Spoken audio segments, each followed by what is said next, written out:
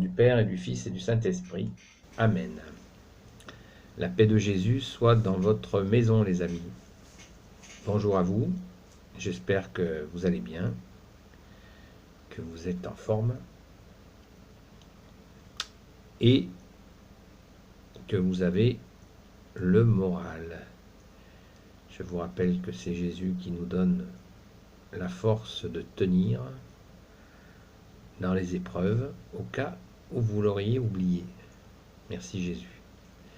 Merci bien-aimé Jésus de nous donner cette force de tenir bon dans cette période particulièrement éprouvante. Aujourd'hui, je voudrais vous parler de ceux qui ne croient pas. Donc ils se déterminent pas forcément derrière un nom. Vous savez que les tiroirs m'exaspèrent. Mais bon, il faut bien des noms pour nommer les choses aussi. Donc vous avez des personnes qui se disent athées et vous avez des personnes qui se disent agnostiques. Alors, pour ceux qui ne savent pas ce que ça recouvre, les personnes athées, effectivement, ce sont ceux qui ne croient pas à l'existence de Dieu, contrairement à nous qui croyons qu'il y a bien effectivement la Sainte Trinité, Dieu le Père de Jésus, notre Père, Dieu le Fils, Jésus, le Fils unique du Père, et Dieu le Saint-Esprit, c'est la Sainte Trinité, c'est Dieu en 3 personnes. C'est notre foi catholique. Voir la vidéo que j'ai faite sur le credo à ce sujet. Donc les personnes athées. Comment les aborder? Parce que donc cette vidéo s'adresse à des personnes, à tout type de personnes, mais c'est une chaîne catholique et fière de l'être, pas orgueilleuse de l'être, fière de l'être, fière d'aimer Jésus. Et donc comment aborder les personnes qui sont athées? Moi je le fais un petit peu de façon humoristique, en leur disant que ce sont des personnes qui sont vraies, c'est-à-dire qu'elles sont tout à fait sincères, et elles sont tellement sincères que, en se déclarant athées, c'est une façon pour elles de dire, quand elles disent qu'elles sont athées, c'est qu'elles ont hâte de rencontrer Dieu. Alors, je le répète, c'est sous forme humoristique, c'est pas de la provocation. Pourquoi? C'est très sérieux en fait. Parce que il est tellement évident que le bon Dieu existe que de déclarer qu'il n'existe pas, c'est une façon de lui demander, sans le dire, de lui demander de le rencontrer. Qui sait? Voilà. Donc elles ont vraiment hâte de rencontrer Dieu, et c'est normal, puisque quand on l'a rencontré, on a bien fait de se hâter de le rencontrer, même s'il y en a qui sont très longs à le rencontrer, qui ont mis très longtemps à comprendre, et j'en fais partie.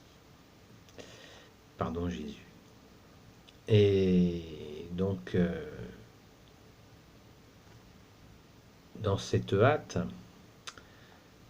quand ces personnes se déclarent donc qu'elles ne croient pas à l'existence de Dieu, moi je leur propose tout simplement la foi des miracles. La foi des miracles, c'est-à-dire que vous pouvez chercher dans toutes les religions, il n'y en a qu'une qui est celle des miracles.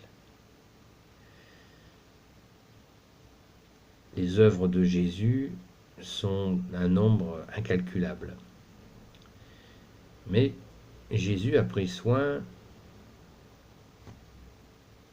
de nous offrir des œuvres qui sont absolument indiscutables, comme l'incorruptibilité des corps, des saints. Vous avez plus de 300 saints dont le corps est incorruptible, c'est-à-dire que la peau est encore élastique. Ils sont morts. Leur corps est là, ils ne sont pas morts puisqu'ils sont au royaume, ils sont dans la communauté des saints, donc ils sont éternels. Leurs âmes sont éternelles comme la nôtre. Et leur corps est resté sur terre comme preuve de leur sainteté. Donc je vous mettrai, ou alors non, je vous mettrai la vidéo, je vous la remettrai, ou vous pouvez aller la chercher dans une des vidéos assez anciennes, mais qui explique, qui montre de nombreux exemples de corps de saints qui sont présents ici en France, et pas qu'en France, qui sont visibles. Voilà, pour ceux qui ne croient pas, ça peut les aider à comprendre qu'il y a bien une puissance invisible qui s'appelle Dieu, Dieu le Père, Dieu le Fils Jésus, Dieu le Saint-Esprit, et qui est à l'œuvre. Et comme l'a dit Jésus, si vous ne croyez pas ma parole, croyez les œuvres.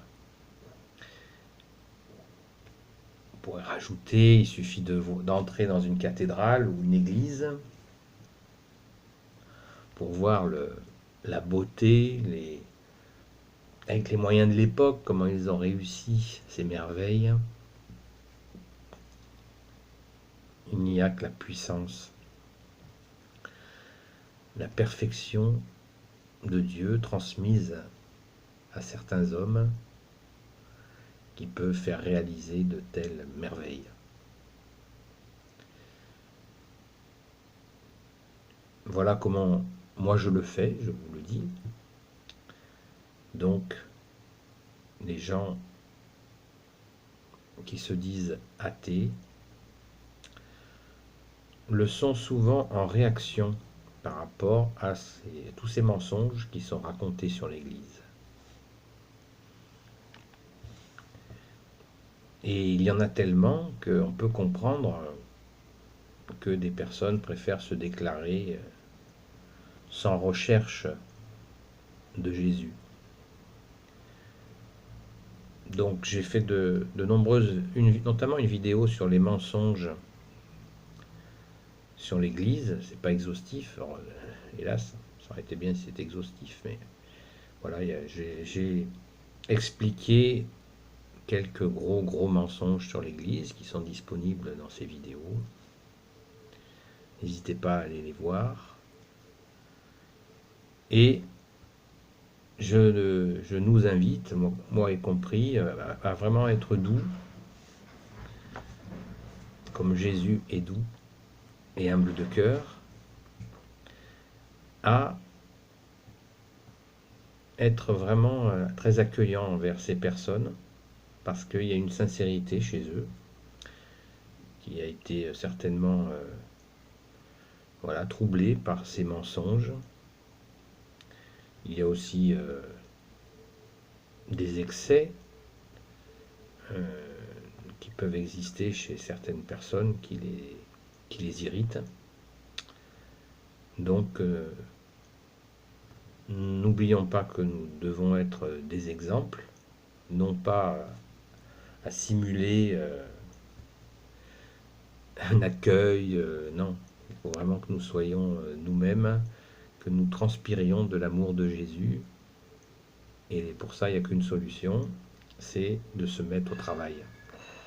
C'est le vrai sens de la conversion. J'ai fait aussi une vidéo sur le vrai sens de la conversion.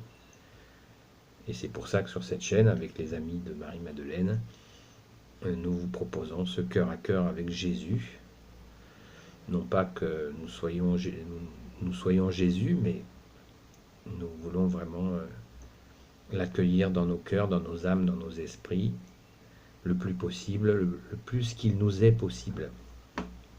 Car nous sommes des pécheurs comme vous, des humains, avec nos difficultés. Des fois on est un peu long à la comprenette, comme on dit chez nous. Et il faut travailler. D'ailleurs, il y a aussi une vidéo qui s'appelle « Le vrai sens du mot travail ». Voilà les amis. Donc, chers amis athées, soyez à l'aise. Si vous avez des questions, posez-les dans les commentaires. Dans la courtoisie, j'y réponds. Et soyez vraiment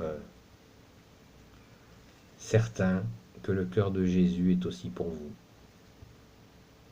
car il vous aime, comme notre Mère Marie et tous les saints. Donc n'hésitez pas à faire un pas vers Jésus. Il en fera, je ne vous dis pas combien, vers vous.